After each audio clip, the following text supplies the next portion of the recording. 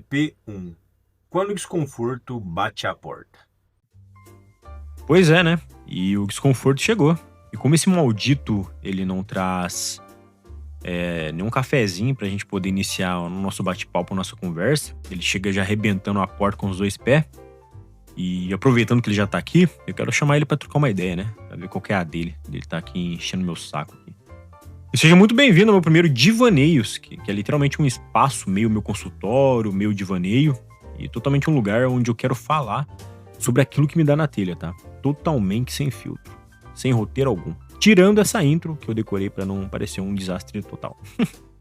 Eu me chamo José Henrique, mas pode me chamar de José. Eu sou psicólogo, sou nerd, casado, gamer, fã de animes. E sim, cara, eu amo psicologia para um caralho. Eu gosto demais. Então tudo que eu assisto, aprecio, ouço, leio, fora de fato, né, os conteúdos da psicologia. E tudo isso que eu gosto de apreciar. Eu vejo psicologia em tudo, vejo conteúdo em tudo. E é muito bacana mesmo. Eu gosto muito disso, de verdade. Se fosse até um fillerzinho de Naruto, assistindo agora, eu veria alguma coisa de psicologia. E eu quero trazer tudo isso pra cá, no sentido da minha visão acerca de outras coisas que eu presencio no meu cotidiano. E também algumas frustrações minhas, né? E por isso que esse é o nome do meu primeiro EP, né? Quando o conforto bate a porta. E eu sou um cara muito sarcástico, irônico, brincalhão. Gosto muito de falar palavrão também. Então, eu quero que aqui seja a minha liberdade de expressão, onde eu não precise me conter tanto. Então, tu já sabe, cara, se tu não gosta de metáfora, piadinha, associações, essas questões sarcásticas, assim, irônicas, e umas verdades jogadas na tua cara, assim, de graça, talvez esse não seja o podcast pra ti, tá? E como a gente diria na clínica, né? E tá tudo bem. Mas se tu ficou até agora, meus parabéns. Tu acabou de aceitar o meu convite pra sentar no meu divã do meu ladinho aqui e tentar ir de encontro com alguns dos meus desencontros.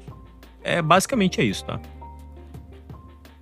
E aproveitando o gancho, né, sobre o desencontro, já linkando, né, e associando com o título do podcast, quando o desconforto bate a minha porta, o desconforto, ele é aquela coisa que bate muitas vezes e a gente não sabe o que é até a gente permitir entrar. É como se fosse aquele vizinho, sabe, chato pra caralho, que todo dia bate na tua porta, da tua casa assim, só que tu não sabe quem é, até tu abrir e tu olhar assim, é o fulano. Então tá.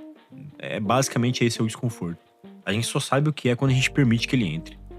Enquanto a gente não permite, a gente fica ignorando e a batida fica mais forte. Aquilo fica ecoando dentro da gente, né? E acaba tendo algumas consequências bem consideráveis na nossa vida. Desde insônia, estresse elevado também, irritabilidade, né? E tudo assim acaba virando uma bola de neve. Então quando eu tenho esse desconforto, quando bate muito forte assim, eu me abro, cara. Eu vou de peito aberto assim, eu tento entender. E eu quero que eles façam presente, sim. E hoje, né, quando eu abri a minha porta, eu dei literalmente de cara com o luto pela perda da minha irmã. E foi no dia 5 de dezembro de 2022. E olha que merda, né? A maneira como a gente lembra das coisas que são pesadas, que são tensas, que marcam, que criam um registro na nossa memória. E a gente se lembra e relembra com detalhes, cara. E é bizarro, mano. Porque eu lembro a hora certinha que a minha irmã faleceu. Como ela faleceu. Porque eu tava lá no momento. Então... isso eu vou deixar pra um outro momento. Mas foi bem bizarro, bem bizarro. Então eu quero falar muito sobre isso hoje. Pra poder eu demonstrar aqui como eu venho lidando com o luto dela. Em como eu venho lidando com esses sentimentos, né? Que vieram... que apareceram, né, nesses 2 últimos anos, e sobre a minha ressignificação acerca da perda e também do luto. Então vem comigo, porque eu quero tentar entender um pouco mais sobre isso e que o nosso desconforto e o meu desconforto, né, comece agora. Falar sobre a perda de alguém nunca é fácil, né? Ainda mais quando é sobre a tua irmã. Depois que minha irmã faleceu, literalmente meu mundo, assim, ele desabou. Como se fosse um castelinho de areia desabando quando bate aquela onda, assim. E todos aqueles conceitos, né, que eu tenho estudado, que eu tenho enquanto estudo, né, sobre a mente humana, a psicologia, e técnicas, teorias, ferramentas e etc. Tudo isso não me serviram de nada. Literalmente nada, assim. É como se tivesse aberto a torneira e tudo tivesse escorrendo pelo ralo, sabe?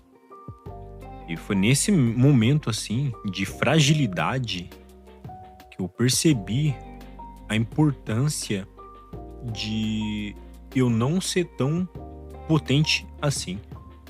De eu, de fato, me permitir ser falho. Eu não acredito que isso seja algo que esteja relacionado a ser falho, porque eu não falhei, né? E era uma coisa que eu demorei pra entender, né? Quando ela havia falecido, porque pensa, porra, eu sou o irmão mais velho. Começa por aí, aquela questão daquela cobrança tanto social que eu digo, mas não da minha família. Eu nunca fui cobrado com relação a isso. Mas aquela cobrança social. Segundo ponto, uma por eu ser psicólogo. Então, tipo, aquela questão de, mas tu tem que ter todo o controle, tu tem que ser um cara mais centrado, tu tem que dar apoio pra todo mundo, etc. Então, por isso que sim, né? Eu disse agora, e de fato, e eu enfatizo, né? E não tem nada a ver a ser falho por conta de uma questão de uma cobrança de terceiros, mas com toda certeza a importância de eu me reconhecer nesse processo enquanto sendo um sujeito singular e também irmão. E isso pra mim teve um puta peso retirado das minhas costas depois que eu entendi isso, depois de de um mês depois que ela faleceu, por aí, mais ou menos por aí. E pra mim foi um alívio tão grande, porque, tipo, eu fiquei, caralho, mas eu não posso ficar tão mal, porque, né, porra, eu sou psicólogo, mas eu não posso ficar, eu tenho que dar todo o suporte pra minha mãe, pros meus irmãos, né, pra minha família também. E a pergunta é, e quem cuida do cuidador? Era esse o ponto-chave, assim, que eu não tava conseguindo me atentar e ao mesmo tempo me ligar, sabe? De que eu não tava me permitindo ficar mal, eu não estava me permitindo me sentir mal porque, porra, eu perdi a minha irmã. Foda-se a psicologia, foda-se o que eu tenho enquanto conhecimento. Literalmente que vá pro ralo agora, eu não preciso disso agora. Eu preciso ser abraçado, eu preciso chorar, eu preciso jogar isso pra fora de alguma maneira. Literalmente é foda-se, eu não preciso de... Eu não precisava naquele momento ter empatia com ninguém. Eu precisava ter empatia comigo. Eu precisava me abraçar, eu precisava me aceitar. E agora eu entendo o lance de não ser falho. Isso não tem nada a ver com ser falho. Nada a ver mesmo. Se eu tivesse me agarrado, né, com os dois braços assim nesse conceito, né, dessa cobrança social, aí sim. Mas eu não me agarrei e pra mim foi um peso tão retirado das minhas costas, tão grande, que eu me senti tão bem, de poder me sentir o José, que é irmão da Rosimeire, que perdeu a sua irmã. E eu fiquei, nossa, muito bem depois que eu entendi isso, sabe? Levou tempo. Porque pra gente da psicologia, pra quem não sabe, a gente é muito cobrado, assim, até mesmo em roda de conversas, até mesmo socialmente, indiretamente, muito diretamente também, de que o pessoal acha que a gente é muito resiliente, de que a gente é muito good vibes, que a gente consegue lidar muito bem com nossos conceitos, com as nossas frustrações, com os nossos medos, e consegue o caralho, velho. Meu Deus, mano, nunca da vida, velho. Pô, às vezes tem sessão que eu saio assim que eu desmonto. De tão pesada que foi a sessão. Eu não sou o chat GPT. Eu sou o José enquanto psicólogo. É esse que é o ponto. Só que também, psicólogo também é gente. Da mesma maneira que o médico também é gente, que um dentista também é gente, né? A gente também sente, a gente também pensa, a gente também sofre. Isso faz parte do nosso processo. Só que a gente saber e entender, se desvincular desse teu status tanto social que a gente tem por conta da profissão, ao mesmo tempo saber desvincular às vezes, e tem que saber desvincular sim, né, como a gente diria, né, brincando, pendurar o jaleco quando acaba ali a sessão, às vezes é importante pra gente poder não quebrar, não entrar em conflito, né, senão a gente acaba tendo um conflito de identidade aí, e é complicado. Então, com o tempo, eu aprendi sim, né, isso, e a me permitir sim a ficar com saudade, a me permitir sim a chorar, e de que tava tudo bem eu não querer ser empático nesse momento com ninguém, porque eu também tava na merda, né? Então, acho que isso pra mim é muito importante. Pra mim, isso é muito importante. E sabe o que é mais interessante? É que quando a vida nos derruba, cara, não há teoria ou técnica que nos sustente. De novo, vou repetir. Quando a vida nos derruba, não há teoria ou técnica que nos sustente. Por quê? Porque a gente dá de cara com aquilo que a gente muitas vezes se anestesia no cotidiano, né? Com aquilo que a gente tenta evitar, com aquilo que a gente tenta dar conta. E é onde a gente volta com o título, né, do podcast. Quando o desconforto bate a porta. Basicamente é isso. Quando ele bate e algumas coisas bizarras acontecem com a gente, que é literalmente a vida demonstrando ser vida, Eu, pelo menos, eu não consigo, né, lidar com algumas coisas. Eu não consigo ser tão empático, eu não consigo trazer alguma questão tipo, ah, não, agora eu vou usar o mindfulness aqui, ah, não, agora eu vou usar aqui uma estratégia, uma técnica aqui de comunicação não violenta. Não, velho, às vezes a gente quer ligar o foda-se mesmo, quer deixar isso extravasar. E tá tudo certo, é esse que é o ponto, né? É um rótulo que o pessoal coloca na gente, ponto psicólogo, que muitas vezes não tem como, a gente também é gente, né? E eu, em pedaços, cara, eu me via muito cheio de amigos, sabe? E pessoas que me deram suporte, me deram colo, me deram carinho, minha mulher também, minha família, meus amigos. Porque senão eu com certeza não conseguiria lidar com tudo isso sozinho. Nem a pau, sabe? Nem a pau mesmo assim. E um dia, né, uma colega me perguntou assim, Zé, como é que você conseguiu lidar tão bem com o luto pela tua irmã? E eu respondi pra ela assim, cara, eu não consegui, velho. Eu tenho aprendido a lidar todos os dias, mas assim, lidar mesmo assim, 100%, ainda não. E por quê? É um peso que ele pesa um pouco menos a cada dia, sabe? Mas tem dia que pesa tanto, velho. Mais tanto. E a lágrima desce, o coração acelera, e a mente fica um pouco bagunçada, a crise de ansiedade vem, às vezes de madrugada, num momento totalmente aleatório, e tá tudo certo. Acontece, né? Porque eu sei que isso faz parte do meu processo. E ao mesmo tempo também do processo que a gente chama de ressignificar, de dar outro nome, um outro sentido, um outro caminho, ou algo assim. Eu me lembro que eu falei aqui no início, né? E quando o incômodo bate a minha porta, eu só consigo dar nome pra isso quando eu permito que essa coisa entre e que ela se faça presente. Então é isso.